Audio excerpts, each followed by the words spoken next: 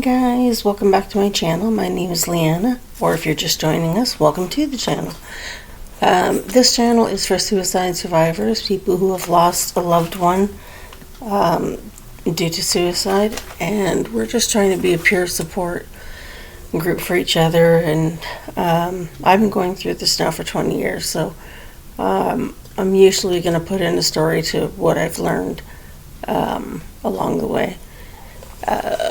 There's actually a lot to learn, you'd be surprised. Today we're going to look at the history of suicide and why it is still looked upon in our society, anyways, North American society, as a shameful and selfish act, and when in a lot of other countries it's not at all. As far as I can look up, the first suicide attempt, or the first written about suicide, I wouldn't even say attempt, it went through with it, was back in the 6th century BC, so before Christ. Periander was one of the 7 sages of ancient Greece, and they recorded the first suicide. Ajax the Great, oddly enough because we're in Ajax, was a warrior who killed himself in the Trojan War. So that would be our second example of suicide. Now, Lucretia committed suicide around 510 BC, and that was initiating the revolt that had displaced the royal kingdom. So obviously her death made, I don't know if it made a bigger impact than she thought it would, but it definitely made quite a big impact. The pagan world, both Greek and Roman, had a very relaxed attitude to suicide. The Romans fully approved that a patriotic suicide death was an alternative to having your family dishonored. So it was more, seemed to be a noble,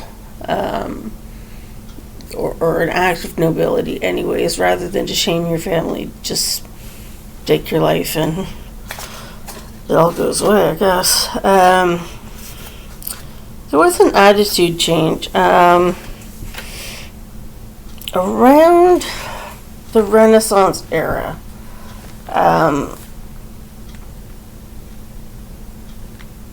It was considered to be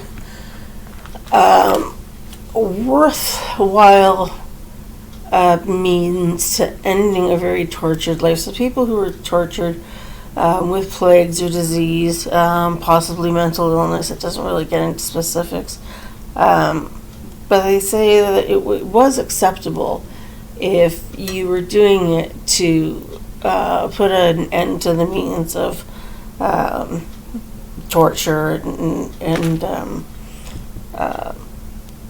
just having an unpleasant life. By the 19th century, suicide was viewed as being caused by sin or insanity, and that's where we start getting into where we are today. Suicide is not a choice, it is a health issue, and you can debate that with me if you want till the cows come home. I'm totally up for that. There is nobody that wakes up in the morning and says, today I'm going to commit suicide. Sorry, actually that's a lie, there probably are a few. But for the majority, it's not the most of them.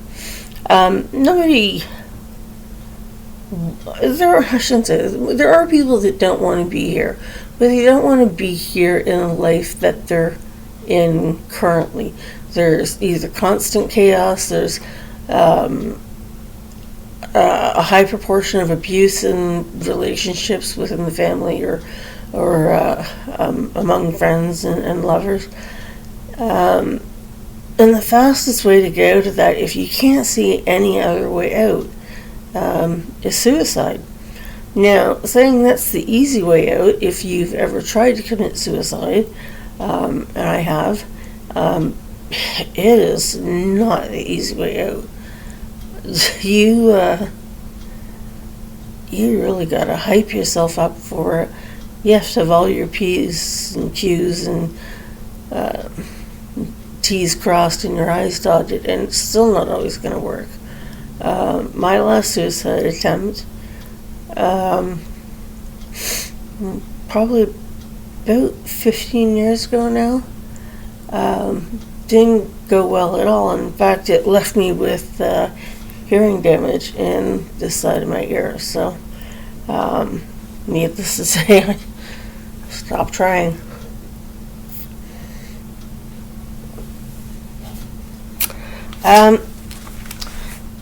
Suicides are not,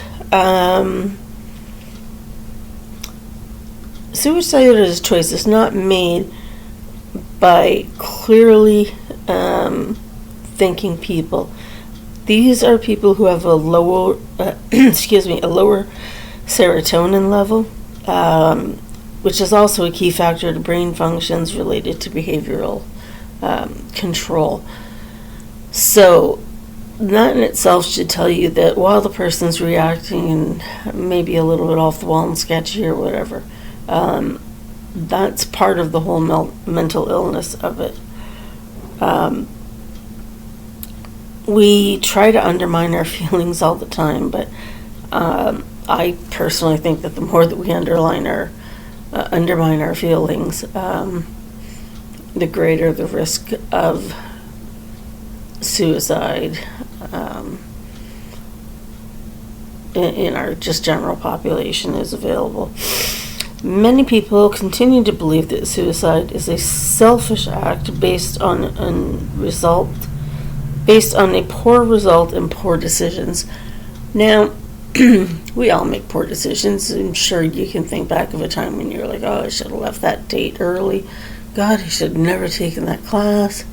I shouldn't have gone to that school. I should have gone to this school. I hate this car. I should have bought the other one.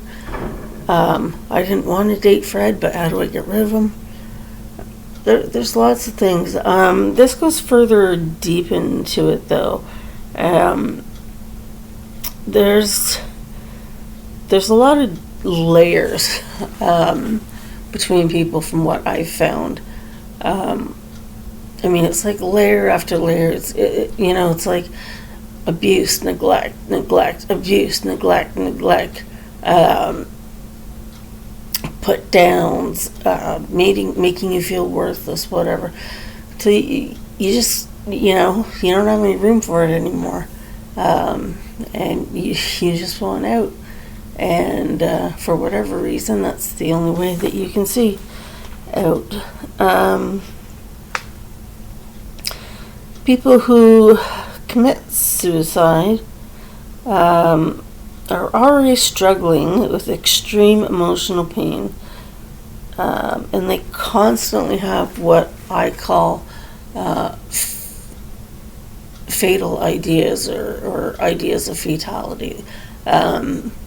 There is no right or wrong, there is no this or that, there's just end. There's an end. Now, I'm like that through my whole life. I'm very much a catastrophic thinker, and I'm very much a fatalist. As soon as something goes wrong, I've already gone to the extreme ends of how it could possibly turn out in the worst possible way, what the worst scenario is. And then from there, I'm usually better because I've already expected the worst, so it usually never gets that far, which is kind of nice. People who commit suicide are struggling with extreme emotional pain, constantly thinking fatal thoughts, and constantly thinking of themselves with low self-worth. And I would like to say that is absolutely true. Absolutely true. Just give you some quick facts here. In terms of countries, the 4 top countries with the largest amounts of suicide are Guyana, Lesotho, Russia, and Lithuania. Those are 1, 2, 3, 4. Canada is number 73, and the USA is number 34. Now, for me personally, I'm the type of person that has to have answers, and if I don't have answers and I can't fit a puzzle together, however logically, then I can't understand it. And it's one of the things that I do to help set me free. And for example, for my brother's suicide, it took me a while to get there, but once I started looking back on his life and seeing all of his channel, or all of his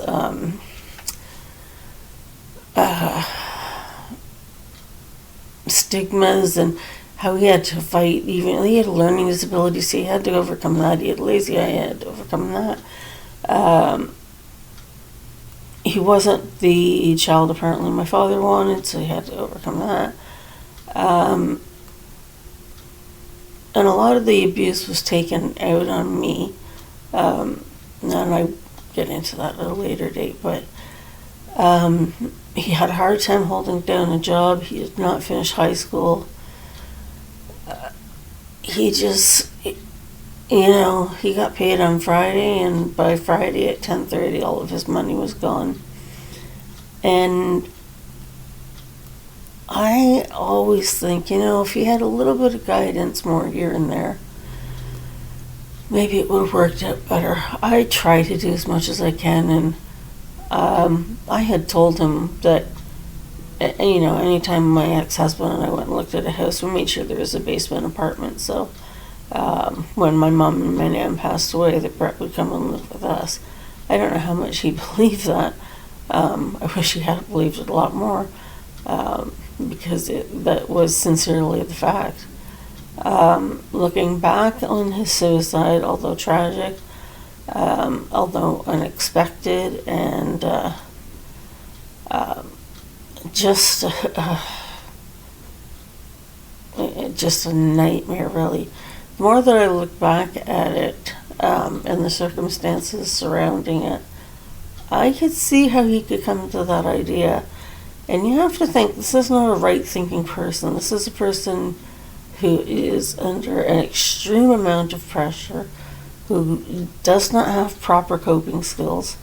I was his coping skill, and I couldn't do it anymore. I just had my third child. But I could see how he would look into the future and see that there really wasn't anything there for him. It doesn't justify him taking his life, but he didn't do it maliciously to hurt me or my mother or my grandmother or even my father, for that matter. He just did it because he was sick and tired of trying to meet society standards and never really measuring up. So we'll leave it there for now. I do have a few more things. I will try to record later. If not, I will record tomorrow. But thank you all for joining in. I hope this puts a little bit of light on the subject, and maybe gives you a little bit of a better understanding. If there's topics that you'd like me to talk about or research, please enter them into the comments below. Also, hit like and subscribe, and hit the little bell so you'll know when new videos are coming out. I appreciate your support and your enthusiasm to sit here and just watch this little old lady talk about dead people, but it's not that bad. Thanks for joining me. We'll see you again on the next video.